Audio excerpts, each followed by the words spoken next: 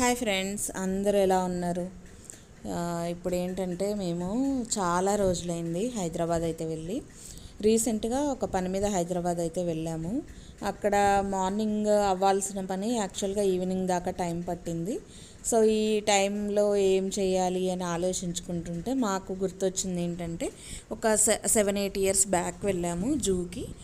అయితే ఒకసారి మళ్ళీ వెళ్దాము, కొంచెం బాగుంటుంది కదా, టైం స్పెండ్ అయినట్టు ఉంటుంది, అండ్ మనం కూడా యానిమల్స్ని చూస్తే కొంచెం హ్యాపీగా ఫీల్ అవుతాం కాబట్టి వెళ్దాము అని డిసైడ్ అయ్యి వెళ్ళాము.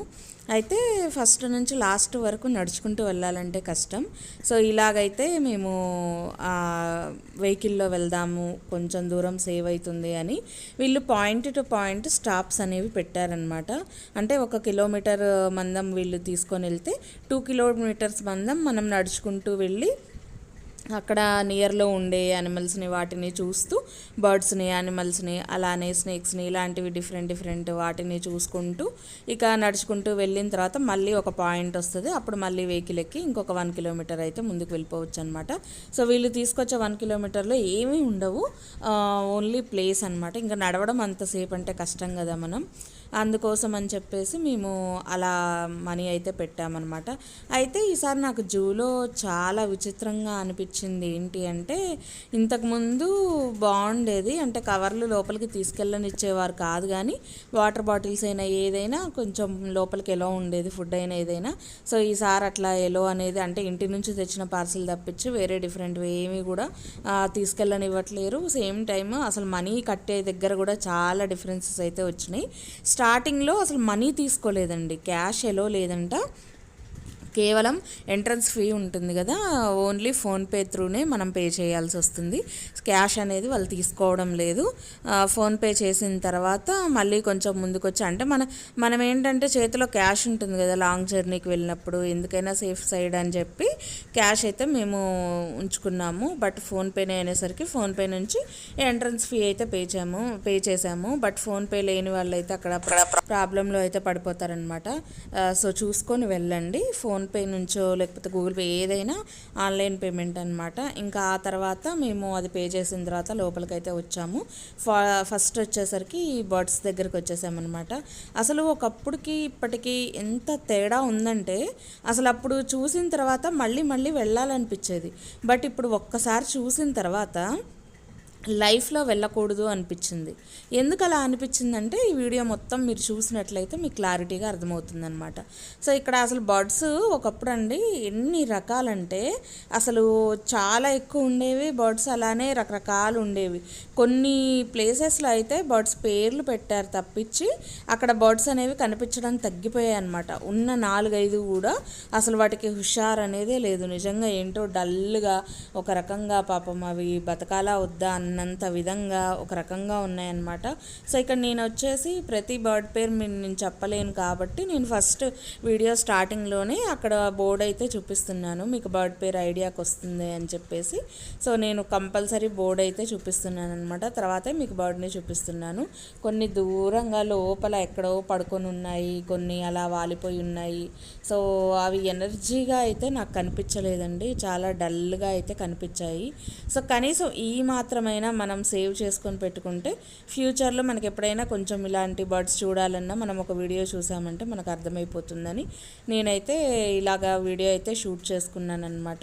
ఇక చూడండి, మామూలుగా రెగ్యులర్గా మనం చూసే బర్డ్స్ అండి చాలా ఉన్నాయి, కానీ చాలా తక్కువగా చూసే బర్డ్స్ ఉంటాయి కదా, అంటే అదర్ కంట్రీస్లో కానీ కొన్ని సీజనల్గా వచ్చే బర్డ్స్ కానీ, అంటే అవి దూరంగా వస్తూ ఉంటాయి కదా అలాగా.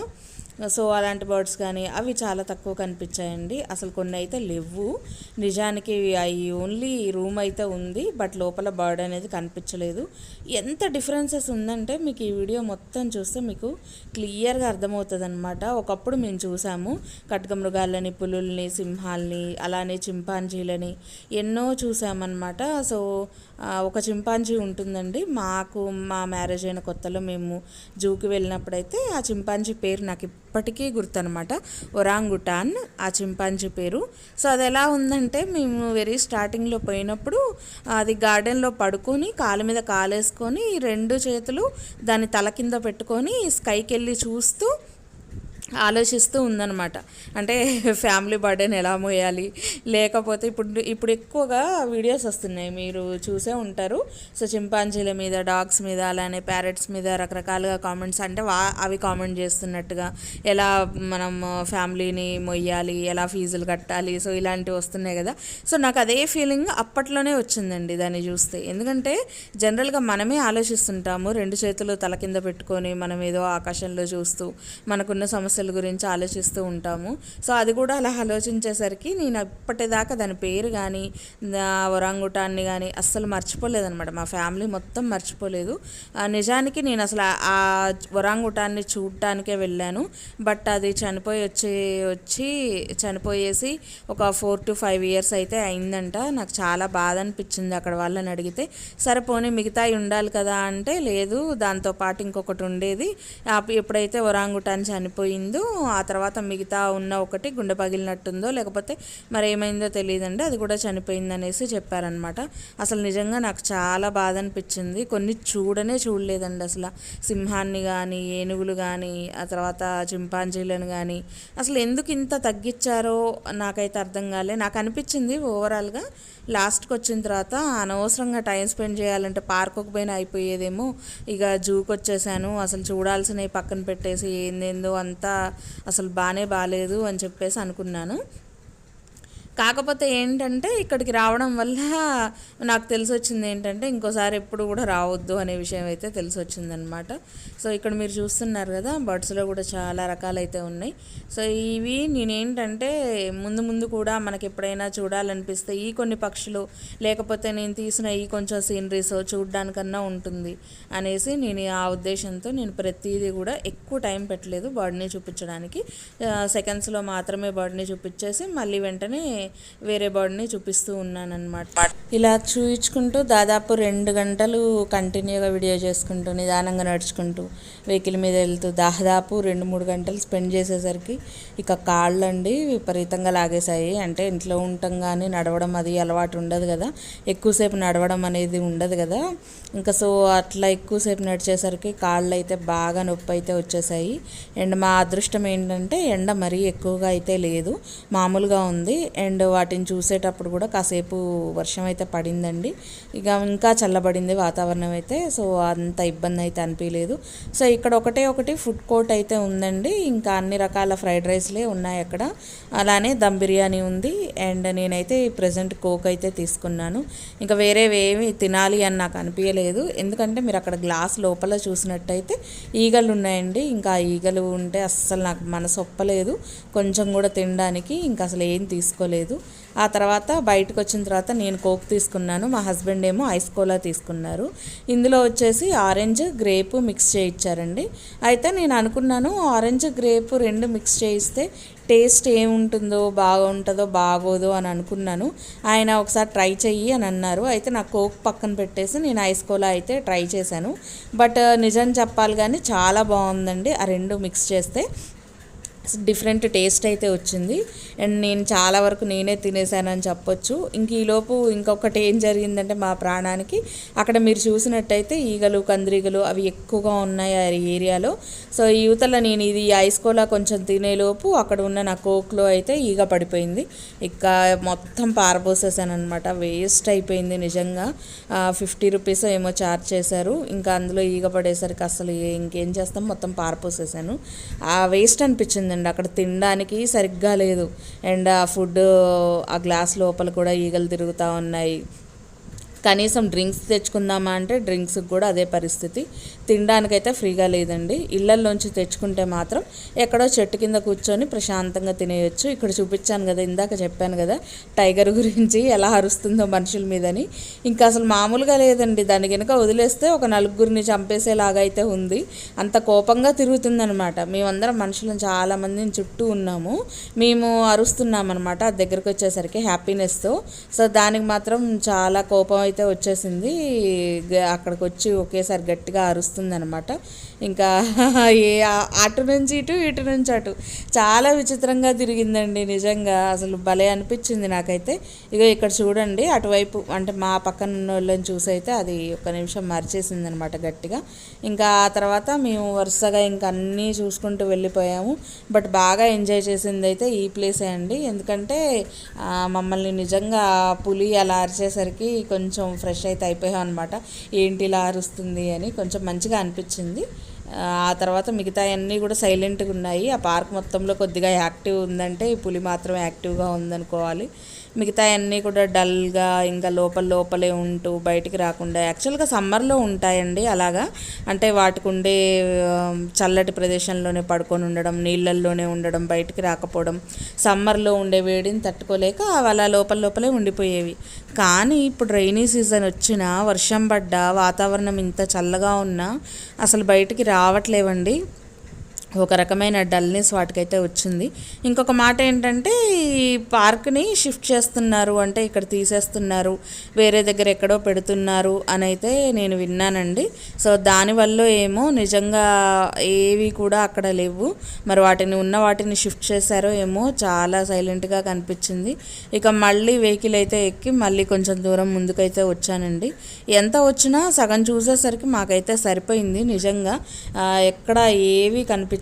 ఇక్కడ చూడండి, ఏదో నేనున్నానా లేదా అన్నట్టు అది ఆ చెట్టు దగ్గర ఉంది. ఇంక ఈ పాము చూడండి, ఒకటి ఉంది. ఇక ప్రతి దాంట్లో కూడా అండి ఒకటి ఉంది, మహా అయితే కొన్నిట్లలో అసలే లేవు. నాకు ఇంకా ఎక్కువసేపు మీకు తక్కువ స్పీడ్తో ఉంచి పెడితే మీరు టైం వేస్ట్ ఫీల్ అవుతారని నేను ఫాస్ట్ ఫార్వర్డ్ మోడ్లో అయితే పెట్టానన్నమాట. ఎవరైనా వాటిని నిదానంగా చూడాలి అనుకుంటే మీరే సెట్టింగ్స్లోకి వెళ్ళి కొంచెం స్పీడ్ లెవెల్ తగ్గించుకుంటే మీకు ఇంకా నీట్గా దగ్గర నుంచి కనిపిస్తుంది అనమాట. అంటే కొంతమంది చూస్తారు, కొంతమందికి ఇంట్రెస్ట్ ఉండదు అని నేనే ఫాస్ట్ ఫార్వర్డ్ అయితే పెట్టేశాను అనమాట. కొన్నిట్లలో లేవన్నమాట, అందుకని నేనే ఫాస్ట్ ఫార్వర్డ్ పెట్టాను. ఇక లాస్ట్కి వచ్చేసరికి నేను ఈ స్నేక్స్ దగ్గరికి రావాలన్న ఇంట్రెస్ట్ నాకైతే లేదండి. ఇక మా హస్బెండ్ ఒకటే అడిగారనమాట, స్నేక్స్ ఒక్కటి చూసేద్దాంపా అని. మన టైం ఏంటంటే డబ్బులు ఖర్చు పెట్టుకోవడం ఎక్కువ అయిపోయిందనమాట. యాక్చువల్గా ఈ స్నేక్స్ చూడ్డానికి, సరీసృపాలను చూడ్డానికి స్పెషల్ టికెట్ అనమాట. స్పెషల్ టికెట్ తీసుకొని లోపలికి రావాలన్నమాట. ఇంతకుముందు అలా సపరేట్ టికెట్ అంటూ ఉండేది కాదండి, అన్నీ వరుసగా చూసుకుంటూ వెళ్ళిపోయేవాళ్ళం. బట్ ఇది చూడడానికి మాత్రం టికెట్ తీసుకున్నారు. మీరే చూస్తున్నారు కదా ఇప్పుడు ఇదంతా. సో ఇందులో ఏమన్నా మీకు చూడాలి, టికెట్ పెట్టి మరి మనం చూడాలి అన్నంతగా ఏమన్నా ఉందో నాకైతే అనిపించట్లేదండి. అసలు ఏవి ఎక్కడా కనిపించట్లేవు. ఉన్నాయి ఏదో 1-2, బట్ మనీ మాత్రం చాలా అయితే వసూలు చేస్తున్నారు. వెహికల్లో తిరగడానికి పర్ పర్సన్కి 95 రూపీస్ 90 రూపీస్ ఛార్జ్ చేశారండి. ఇద్దరైతే ఇంకా అసలు మీరు ఆలోచించుకోండి, ఇంకా 100 వేసుకోండి, 200 దాకా ఇందులో తిరగడానికి అయితే అయింది, చూడ్డానికైతే అయింది. ఇవి చిన్న ఎలుకలు అండి, ఆ పాములు తినడం కోసం అని చెప్పి చిన్న ఎలుకలను అయితే లోపల వదిలేస్తున్నారు. సో ఆ పాములు కూడా బయటికి రాకుండా లోపలే ఉన్నాయన్నమాట. ఆ బాక్సులు లోపలే ఉన్నాయి. మీరు గమనించినట్టయితే అర్థమైపోతుంది అనమాట. ఒకవేళ నీట్గా చూడాలి అనుకుంటే కొంచెం స్పీడ్ లెవెల్ అనేది తగ్గించుకోండి, మీకు అర్థమైపోతుంది. సో అక్కడ పాము పేరు కనిపించేటట్టు నేను బోర్డు కూడా చూపిస్తున్నాను, ఎందుకంటే అర్థమవుతుంది క్లియర్గా దాని పేరు అనేది, అందుకోసమని నేను చూపించాను అనమాట. ఇది చూడండి, ఇక ఆ లోపలే లైట్ ఉంది, తర్వాత అందులో ఉందన్నమాట. అది చెట్టు కలర్లోనే కలిసిపోయి ఉందన్నమాట. సో ఇక్కడ మీరు చూస్తున్నారు కదా. అయితే ఇక్కడికి వచ్చేసరికి వర్షం కూడా పడిపోతుందండి. ఇంకా అసలు చిన్న జల్లి ఏమో మామూలుగా వాటికి వాటర్ ఏమన్నట్లు చేస్తున్నారు అనుకున్నాను, కానీ నిజానికి యువతలకి చూస్తే వర్షం పడతానే ఉందండి. వర్షం పడుతుంది, కొంచెం చల్లబడ్డది, అయినా కానీ ఎక్కడవక్కడే సైలెంట్గా ఉన్నాయి చూడండి. ఒకప్పుడు చాలా ఎనర్జీ వచ్చేదండి జూకి వెళ్ళినప్పుడు, ఇప్పుడైతే ఆ ఎనర్జీ అనేది ఏమీ లేదు. సైలెంట్గా మనకి ఏదైనా ఎక్సర్సైజ్ చేయాలి, వాకింగ్ చేయాలనుకున్న వాళ్ళు వెళ్ళిపోవచ్చు అనమాట చక్కగా. ఇక ఇంతవరకేనండి. ఇక్కడ ఇటువైపు వచ్చేసరికి మొత్తం తాబేళ్ళు ఉన్నాయి. తాబేళ్లలో కూడా రకాలు ఉన్నాయన్నమాట, అంటే ఏ రకం ఏంటి అనేది ఉంది. సో ఇక్కడ చూడండి వర్షం ఒక పక్కన ఎలా పడుతుందో. సో అక్కడ బోర్డు కనిపించింది, ఆ బోర్డు చూపించేసి మీకు తాబేళ్ళని అయితే చూపిస్తున్నాను అనమాట. ఎన్ని ఉన్నాయో, చాలా రకాలు ఉన్నాయండి తాబేళ్ళల్లో కూడా. చాలా బాగున్నాయి అవి. తాబేలు ఉంటే మంచిది అని అంటారు కదా, ఇంట్లో పెంచుకుంటే మంచిది అంటారు. కానీ ఇళ్లలో పెంచుకున్న అవి నిజానికి ఉండవండి. చాలా తక్కువ మంది దగ్గర, చాలా తక్కువ ప్లేసెస్లో మాత్రమే అవి అడ్జస్ట్ అయ్యి బతుకుంటాయి. ఇళ్లలో పెంచుకుంటే బతకట్లేవండి. అందుకని చాలా జాగ్రత్తగా చూసి నిదానంగా పెంచుకోవాలండి. ఇక ఈరోజైతే వీడియో ఇదేనండి. నేను అక్కడికి వెళ్ళొచ్చింది అదంతా సీనరీస్ చూపించడం కోసం ఈ వీడియో అయితే తీశాను. ఇంకా మన వీడియో కనుక నచ్చినట్టయితే ప్లీజ్ లైక్ చేయండి, షేర్ చేయండి, సబ్స్క్రైబ్ చేసుకొని పక్కనే ఉన్న బెల్ కూడా కొట్టేసేయండి.